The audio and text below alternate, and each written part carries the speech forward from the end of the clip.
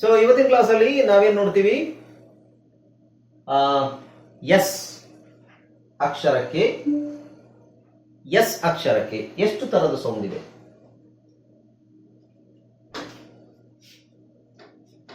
S ಇದನ್ನ ನಾವು ಸ್ ಅಂತ ಹೇಳ್ತೀವಿ ಅಲ್ವಾ? ಅದೇ ಇದಕ್ಕೆ ಇನ್ನೊಂದು ಸೌಂಡ್ ಇದೆ, ಝೆಡ್ ಸೌಂಡ್ ಝೆಡ್ ಅಂತ ಹೇಳ್ಬೇಕು, ಅದು ಝ ಅಂದ್ರೆ ಝೆಡ್ ಸೌಂಡ್ ಬರುತ್ತೆ. ಓಕೆ, ಇನ್ನು ಕೆಲವು ಕಡೆ ನಿಮಗೆ ಶ ಅಂತ ಬರುತ್ತೆ, ಶ್ ಅಂತ ಬರುತ್ತೆ. ತುಂಬಾ ಕಡೆ ಇಲ್ಲ, ಅದು ಶ್ ಅಂತ ಬರೋದು ಬಹಳ ಕಡಿಮೆ ನಿಮಗೆ. ಉದಾಹರಣೆಗೆ ಶುಗರ್, ಇನ್ಶೋರ್, ಎನ್ಶೋರ್, ಈ ತರ ಶ ಅಂತ ಬರುತ್ತೆ. ಅದು ಆಲ್ರೆಡಿ ನಾನು ನಿಮಗೆ ಫೋನೋಗ್ರಾಮ್ಸ್ ಅಲ್ಲಿ ಹೇಳ್ಕೊಟ್ಟಿದ್ದೇನೆ.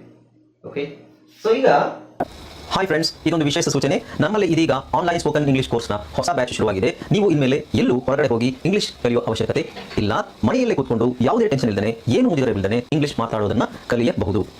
ಸ್ನೇಹಿತರೆ, ಸ್ಪೋಕನ್ ಇಂಗ್ಲಿಷ್ ಮಾತ್ರ ಅಲ್ಲ, ನಿಮಗೆ ಇಂಗ್ಲಿಷ್ನ ಓದಲಿಕ್ಕೆ ಬರಲಿಕ್ಕೆ ಬರಲ್ಲ ಅಂತ ಇಟ್ಕೊಳ್ಳಿ. ಈಗ ಇಂಗ್ಲಿಷಲ್ಲಿ ನಿಮಗೆ ಓದಲಿಕ್ಕೆ ಬರಲಿಕ್ಕೆ ಬರಲ್ಲ, ಬರೀ ನಿಮಗೆ ABCD ಮಾತ್ರ ಗೊತ್ತು, ಅಥವಾ ABCD ಓದಿಲ್ಲ ಅಂತ ಇಟ್ಕೊಳ್ಳಿ. ಸೊ ABCD ಓದಿಲ್ಲ ಅಂತ ಪರವಾಗಿಲ್ಲ, ನಾವು ನಿಮಗೆ ಇಂಗ್ಲಿಷ್ನ ಬೇಸಿಕ್ಕಿಂದನೇ ಓದಲಿಕ್ಕೆ ಮತ್ತೆ ಬರಲಿಕ್ಕೆ ಸಹ ಹೇಳ್ಕೊಡ್ತೀವಿ.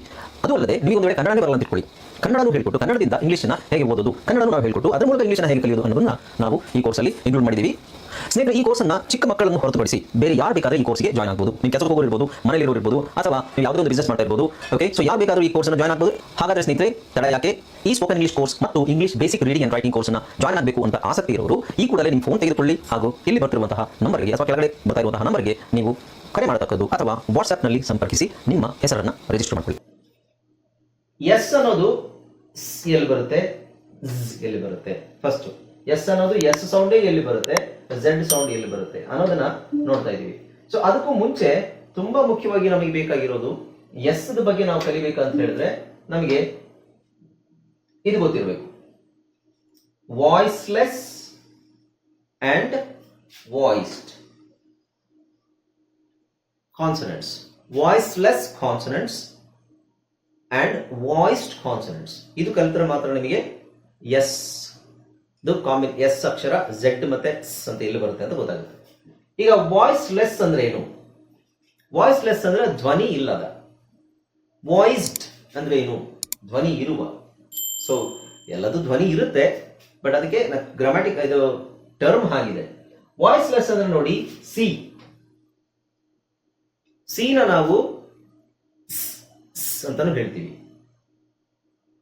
ಪಿ ನ ನಾವು ಅಂತ ಹೇಳ್ತೀವಿ, ಕೆ, ಎಫ್, ಜಿ ಎಚ್ ಅದೇ ಎಫ್ ಸೌಂಡೇ ಬರುತ್ತೆ, S H, C H, double S, ಆಮೇಲೆ ಎಕ್ಸ್. ಸೊ ಇವೆಲ್ಲ ನೋಡಿ, ಇಲ್ಲಿ ನಿಮ್ಗೆ ಇದು ವೈಬ್ರೇಟ್ ಆಗಲ್ಲ. ಈ ಅಕ್ಷರಗಳು ಸ್ಪೆಲ್ಲಿಂಗ್ ಹೇಳ್ಬೇಕಾದ್ರೆ ವೈಬ್ರೇಟ್ ಆಗಲ್ಲ. ನಿಮ್ಮ ಧ್ವನಿ ಪೆಟ್ಟಿಗೆ ಏನಿದೆ ಅದು ವೈಬ್ರೇಷನ್ ಆಗಲ್ಲ, ಕಂಪನ ಆಗೋದಿಲ್ಲ. ಅದಕ್ಕೆ ನಾವು ವಾಯ್ಸ್ ಲೆಸ್ ಅಂತ ಹೇಳ್ತೀವಿ. ಇದೆಲ್ಲ ನಾವು ಒಳಗೆ ಹೇಳ್ಬೋದು, ಯಾರಿಗೂ ಕೇಳದಂಗೆ ಆ ಸೌಂಡ್ ಅನ್ನ ಹೇಳ್ಬೋದು, ರೈಟ್? ಆದ್ರೆ ಈ ಅಕ್ಷರಗಳನ್ನ ಹೇಳ್ಬೇಕಾದ್ರೆ ನೀವು ನಮ್ಮ ಧ್ವನಿ ಪೆಟ್ಟಿಗೆ ಕಂಪಿಸುತ್ತೆ, ವೈಬ್ರೇಷನ್ ಆಗುತ್ತೆ. ಹೇಗೆ? ಎಲ್ ಎಲ್ ನೀವು ಅಂತ ಹೇಳಕ್ಕಾಗಲ್ಲ, ಎಲ್ ಸೌಂಡ್ ವೈಬ್ರೇಷನ್ ಆಗುತ್ತೆ. M M N N, R R, G G G ಅಥವಾ ಗ, ವಿ ವ. ಎಸ್ ನ ನಾವು ಝೆಡ್ ಅಂತ ಹೇಳ್ಬೇಕು. ಇಲ್ಲಿ ಇದು ಝೆಡ್ ಅಂತ ಹೇಳ್ಬೇಕು. ಸೊ ಈ ಅಕ್ಷರಗಳು ಏನಿದಾವೆ ಇದಕ್ಕೆ ನಾವು ವಾಯ್ಸ್ಡ್ ಅಂತ ಹೇಳ್ತೀವಿ, ಕಂಪಿಸುವ ಅಂತ ಇಟ್ಕೊಳ್ಳಿ, ಧ್ವನಿ ಇರುವಂತದ್ದು. ಈ ಅಕ್ಷರಗಳ ಕಾಂಬಿನೇಷನ್ ವಾಯ್ಸ್ ಲೆಸ್ ಅಂದ್ರೆ ಇದರಲ್ಲಿ ನಾವು ಇಲ್ಲಿ ಧ್ವನಿ ಪೆಟ್ಟಿಗೆ ನಿಮ್ದು ವೈಬ್ರೇಷನ್ ಆಗಲ್ಲ. ಸೊ ವಾಯ್ಸ್ಲೆಸ್ ಅಕ್ಷರಗಳು ಯಾವುದು ಅಂತ ಹೇಳಿದ್ರೆ ಇದು ಅಂತ ಗೊತ್ತಿರಬೇಕು ನಿಮಗೆ. ಆಗ್ಲೇ ನಮಗೆ ಎಸ್ ಮತ್ತೆ ಎಸ್ ಝೆಡ್ ಎಲ್ ಆಗುತ್ತೆ, ಆಮೇಲೆ ಎಸ್ ಅಂತ ಎಲ್ಲಿ ಬರುತ್ತೆ ಅನ್ನೋದು ಗೊತ್ತಾಗುತ್ತೆ. ಓಕೆ, ಸೊ ಅದು ಐ ಥಿಂಕ್ ನಾನು ಮಾಡಿದೀನಿ ಅನ್ಸುತ್ತೆ ಮುಂಚೆ. ಸೊ ಈಗ ನೆನ್ಪಿಟ್ಕೊಳ್ಳಿ, ಈ ಅಕ್ಷರಗಳು ನೆನ್ಪಿಟ್ಕೊಳ್ಳಿ. ಈಗ ನಾವು ಎಕ್ಸ್ ಮತ್ತೆ ಝೆಡ್ ಗೆ ಹೋಗೋಣ. ಅಲ್ಲ ಎಕ್ಸ್ ಅಲ್ಲ, ಎಸ್ ಅನ್ನೋ ಅಕ್ಷರ ಎರಡು ಸೌಂಡ್ ಮಾಡುತ್ತೆ ಅಂತ ಹೇಳಿದ್ನಲ್ಲ, ಅದು ಎಲ್ಲಿಂದ ನೋಡೋಣ. The two sounds of Z.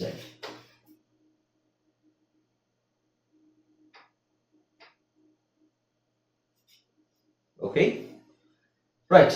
ಈಗ ಇಲ್ಲಿ ನೋಡಿ, ಒಟ್ಟು 9 ರೂಲ್ಸ್ ಇದೆ. 9 ರೂಲ್ಸ್ ಇದೆ. ಆದ್ರೆ ಬೇಸಿಕ್ ರೂಲ್ ನೋಡಿ 9 ಸಿಂಪಲ್ ರೂಲ್ಸ್. 9 simple rules. ಅದು ಸಿಂಪಲ್ ಅಂತ ನಾವು ಸಿಂಪಲ್ ಮಾಡ್ಕೋಬೇಕು. ನಮಗೆ ಕಷ್ಟ ಆಗ್ಬೋದು ನಿಮಗೆ, ಬಟ್ ಅದನ್ನ ಸಿಂಪಲ್ ಅಂತ ನಾವು ಫಸ್ಟ್ ಕನ್ಸಿಡರ್ ಮಾಡ್ಕೊಂಡ್ರೆ ಸಿಂಪಲ್ ಅನ್ಸುತ್ತೆ. ಇಲ್ಲಿ ಫಸ್ಟ್ ರೂಲ್ ನೋಡಿ, 9 ರೂಲ್ಸ್ ಇದೆ. ಫಸ್ಟ್ ರೂಲ್ ನೋಡಿ, ರೂಲ್ ನಂಬರ್ 1 ಏನು, between two vowels. Between two vowels ಏನೇ ರೂಲ್ಸ್ ಇದ್ರು ಅದಕ್ಕೆ ಎಕ್ಸೆಪ್ಷನ್ ಇರುತ್ತೆ. ಓಕೆ, ನೀವೇನೋ ಹಿಂಗೆ ಹೇಳಿದ್ರಿ ಸರ್ ಈ ಪದ ನೋಡಿದ್ರೆ ಹಿಂಗ್ ಬರುತ್ತಲ್ಲ, ಹೌದು ಎಕ್ಸೆಪ್ಷನ್. ಇಂಗ್ಲಿಷ್ ಅಲ್ಲಿ ತುಂಬಾ ಎಕ್ಸೆಪ್ಷನ್ಸ್ ಇದೆ. ಅದ್ರ ಕಾಮನ್ ಆಗಿ ಸಾಮಾನ್ಯವಾಗಿ ನಿಮಗೆ ಬರುವಂತಹ ಪದಗಳನ್ನ ಇಟ್ಕೊಂಡು ನಾವು ರೂಲ್ಸ್ ಅಂತ ಮಾಡ್ತೀವಿ ಅಲ್ವಾ. ಓಕೆ, ಈಗ ಫಸ್ಟ್ ರೂಲ್ ಏನ್ ಹೇಳಿ, ಎಸ್ 2 ಸ್ವರಗಳ ನಡುವೆ ಬಂದಾಗ ಅದು ಸಾಮಾನ್ಯವಾಗಿ ಝೆಡ್ ಉಚ್ಚಾರಣೆ ಇರುತ್ತದೆ. ಕರೆಕ್ಟ್ ಆಗಿ ಅರ್ಥ. ಇನ್ನೊಂದ್ಸಲ ಓದ್ರಿ ಅದನ್ನ. ಎಸ್ ಅಕ್ಷರ 2 ಸ್ವರಗಳ ನಡುವೆ, 2 ವಾವೆಲ್ಸ್ ನಡುವೆ, ಬಿಟ್ವೀನ್ ಟೂ ವಾವೆಲ್ಸ್ 2 ಸ್ವರಗಳ ನಡುವೆ ಬಂದಾಗ ಅದು ಸಾಮಾನ್ಯವಾಗಿ ಝೆಡ್ ಆಗುತ್ತೆ. ಉಚ್ಚಾರಣೆ ಝೆಡ್ ಆಗುತ್ತೆ. ಉಚ್ಚಾರಣೆ ಝೆಡ್ ಅಂತ ಹೇಳ್ಬೇಕು, ಬರಿಬೇಕಾದ್ರಲ್ಲ ಅಂತ. ಎಲ್ಲರೂ ಏನ್ ಮಾಡ್ತಾರೆ ಅಂತ ಹೇಳಿದ್ರೆ, ಬರಿಬೇಕಾದ್ರೂ ಆಗುತ್ತಾ ಅಂತ ಹೇಳ್ತಾರೆ. ಇಲ್ಲ, ಬರಿಬೇಕಾದ್ರೆ ಆಗಲ್ಲ ಅಂತಾನೆ ತಾನೇ ಹೇಳ್ತಾ ಇರೋದು. ಎಸ್ ಗೆ 2 ಉಚ್ಚಾರಣೆ ಇದೆ. 2 ಉಚ್ಚಾರಣೆಯಲ್ಲಿ ಒಂದು ಉಚ್ಚಾರಣೆ ಸ್, ಇನ್ನೊಂದು ಝೆಡ್. ಓಕೆ, ಒಂದು ನಿಮಿಷ.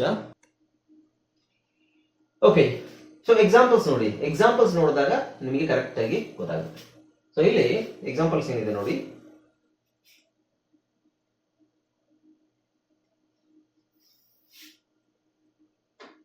ಏನಿದೆ,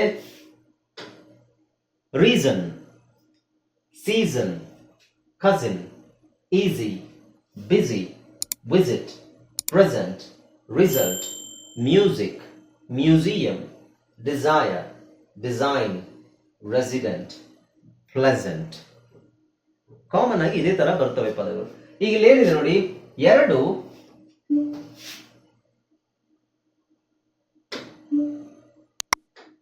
ನಾನು ನಿಮಗೆ ರೂಲ್ ಏನಿದೆ, 2 ವಾವೆಲ್ಗಳ ನಡುವೆ, 2 ಸ್ವರಗಳ ನಡುವೆ ಬಂದಾಗ, 2 ಸ್ವರಗಳ ನಡುವೆ ಬಂದಾಗ ಏನಾಗುತ್ತೆ, ಎಸ್ ಅನ್ನೋದೇನಿದೆ ಅದು ಝೆಡ್ ಅಂತ ಉಚ್ಚಾರಣೆ ಮಾಡಬೇಕು. ಎಕ್ಸಾಂಪಲ್ ಯಾವುದು, ಇಲ್ಲೊಂದು ಸ್ವರ ಇದೆ ಓ, ಇಲ್ಲೊಂದು ಸ್ವರ ಇದೆ. ಸೊ ಓ ಒಂದು ಸ್ವರ, ಎ ಒಂದು ಸ್ವರ, ಇದ್ರ ಮಧ್ಯದಲ್ಲಿ ಎಸ್ ಇದೆ, ಹೌದಾ? ಹಾ, ಎಸ್ ಇರೋದನ್ನ ಅದನ್ನ ನಾವು ಝೆಡ್ ಅಂತ ಉಚ್ಚಾರಣೆ ಮಾಡಬೇಕು. ರೀ ಸನ್ ಅಲ್ಲ, ರೀ. ಓಕೆ, ಎಸ್ ಓ ಎನ್ ಏನಾಗುತ್ತೆ ನೋಡಿ, S O N son, S O N son. ಇದ್ರ ಪಕ್ಕದಲ್ಲಿ ನಾನು ಆರ್ ಇ ಹಾಕಿದ್ದೀನಿ, ಅವಾಗ ರೀ ಸನ್ ಆಗುತ್ತಾ? ಇಲ್ಲ, ರೀಸನ್. ಯಾಕೆ? ಇಲ್ಲಿ ಒಂದು ವಾವೆಲ್ ಇದೆ, ಇಲ್ಲೊಂದು ವಾವೆಲ್ ಇದೆ. 2 ಸ್ವರಗಳ ನಡುವೆ ಎಸ್ ಬಂದಾಗ ಅದು ಸಿಕ್ಕಾಕೊಂಡಂಗಾಗುತ್ತೆ. ಆವಾಗ ಅದರ ಸೌಂಡ್ ಬಂದು ರೀಸನ್ ಅಂತ ಹೇಳಲ್ಲ, ರೀಸನ್. ರೈಟ್? ಅದೇ ತರ ಸೀಸನ್ ನೋಡಿ, ಇಲ್ಲಿ ಎ ಇದೆ, ಸೇಮ್ ಕಾಂಬಿನೇಷನ್, ರೀಸನ್ ಸೀಸನ್. ಹಾಗೆ ಇಲ್ಲಿ ಯು ಇದೆ, ಇಲ್ಲಿ ಐ ಇದೆ, ಎಸ್ ಮಧ್ಯದಲ್ಲಿದೆ, ಹೌದಾ? ಹಾಗಾಗಿ ಅದನ್ನ 2 ಸ್ವರಗಳ ಮಧ್ಯದಲ್ಲಿದೆ. ಕಸಿನ್, ಕಸಿನ್ ಅಲ್ಲ, ಕಸಿನ್, ಕಸಿನ್. ಇಲ್ಲಿ 2 ಸ್ವರಗಳು ಅನ್ನೋದಕ್ಕಿಂತ 2 ಸ್ವರಗಳ ಉಚ್ಚಾರಣೆ ಅಂತ ಹೇಳೋಣ. ಸೊ ಇಲ್ಲಿ ಒಂದು ಸ್ವರ ಇದೆ, ಒಂದು ವ್ಯಂಜನ ಇದೆ, ಆದ್ರೆ ಇದು ಸ್ವರ, ಇದು ಉಚ್ಚಾರಣೆ ಮಾಡೋದೇನು? ಈ ಸೌಂಡ್ ತಾನೆ. ಈಸಿ ಅಂತ ಹೇಳಲ್ಲ, ಈಸಿ. ಈಸಿ ಅಂದ್ರೆ ಏನರ್ಥ? ಈ ಜಿ. Okay, right? ಈ ತರ ಓದ್ಬೇಕು, ಅದನ್ನ ಬರೆಯೋದಲ್ಲ. ಬರಿಬೇಕಾದ್ರೆ ಹಾಗೆ ಬರೋದು. ಇದು ಅಷ್ಟೇ, ಬಿ ಯು ಇದೆ, ಎಸ್ ವೈ ಇದೆ. ಸೊ ವೈ ಸೌಂಡ್ ಏನು? ವೈ ವ್ಯಂಜನ ಆಗಿರ್ಬೋದು, ಆದ್ರೆ ಬಟ್ ಅದು ಉಚ್ಚಾರಣೆ ಏನು? ಉಚ್ಚಾರಣೆ ನಿಮಗೆ ಇ ಇದೆ. ಸೊ ಅದು ಬಿಸಿ ಅಂತ ಆಗುತ್ತೆ. Okay, busy. Right? Next, visit, visit, visit. Present, present. So ಇಲ್ಲಿ ಆ ಕಡೆ ಈ ಕಡೆ ಇದೆ ನೋಡಿ, ರಿಸಲ್ಟ್, ರಿಸಲ್ಟ್. Music, music. ಮ್ಯೂ, ಇಲ್ಲೂ ಇ ಇದೆ, ಇಲ್ಲಿ ಯು ಇದೆ. ಮ್ಯೂಸಿಯಂ. ರೈಟ್. ಡಿ, ಡಿಸೈರ್ ಅಲ್ಲ, ಡಿಸೈರ್. ಡಿಸೈನ್ ಅಲ್ಲ, ಡಿಸೈನ್. ಇದು ಸಪರೇಟ್ ಆಗಿ ತಗೊಳ್ಳಿ ಪದಾನ. ಇಲ್ಲಿ ಡಿ ಇ ಇಲ್ಲ ಅಂತ ಇಟ್ಕೊಳ್ಳಿ. ಸಪರೇಟ್ ಆಗಿ ತಗೊಂಡ್ರೆ ಏನಾಗುತ್ತೆ? ಸೈನ್, ಸಿಗ್ನೇಚರ್, ಸೈನ್ ಅಲ್ವಾ? ಇ ಬಂದಿದೆ, ಇಲ್ಲಿ ಇ ಹಾಕಿದ ತಕ್ಷಣ ಡಿಸೈನ್ ಆಗೋದಿಲ್ಲ, ಡಿಸೈನ್ ಏನಾಗುತ್ತೆ? ಡಿಸೈನ್. ಓಕೆ, ಅರ್ಥ ಆಯ್ತಲ್ಲ? ಈಗ ಎರಡು ಸ್ವರಗಳ ನಡುವೆ ಎಸ್ ಬಂದಾಗ ಕಾಮನ್ ಆಗಿ ಎಕ್ಸೆಪ್ಷನ್ಸ್ ಇದೆ. ಎಕ್ಸೆಪ್ಷನ್ಸ್ ನೋಡಿ, ಎಕ್ಸೆಪ್ಷನ್ಸ್ ಇದನ್ನ ಮಾತ್ರ ಕರೆಕ್ಟ್ ಆಗಿ ತಿಳ್ಕೊಳ್ಳಿ. ಎಕ್ಸೆಪ್ಷನ್ಸ್ ಅಂದ್ರೆ ಏನು? ಈ ಪದದಲ್ಲಿ ಬರೋದಿಲ್ಲ, ಈ ಪದಕ್ಕೆ ಇದು ಅನ್ವಯ ಆಗಲ್ಲ. ಯಾವುದು? ಈ ರೂಲ್ ಅನ್ವಯ ಆಗಲ್ಲ. ಓಕೆ, ಎಕ್ಸೆಪ್ಷನ್ಸ್ ಜಾಸ್ತಿ ಏನಿಲ್ಲ. ಬೇಸಿಕ್, ಇದನ್ನ ಬೇಸಿಕ್ ಅಂತ ಹೇಳಲ್ಲ, ಬೇಸಿಕ್. ಬೇಸಿಸ್, ಬೇಸಿಸ್ ಅಂತ ಹೇಳಲ್ಲ, ಬೇಸಿಸ್. ನ್ಯೂಸೆನ್ಸ್,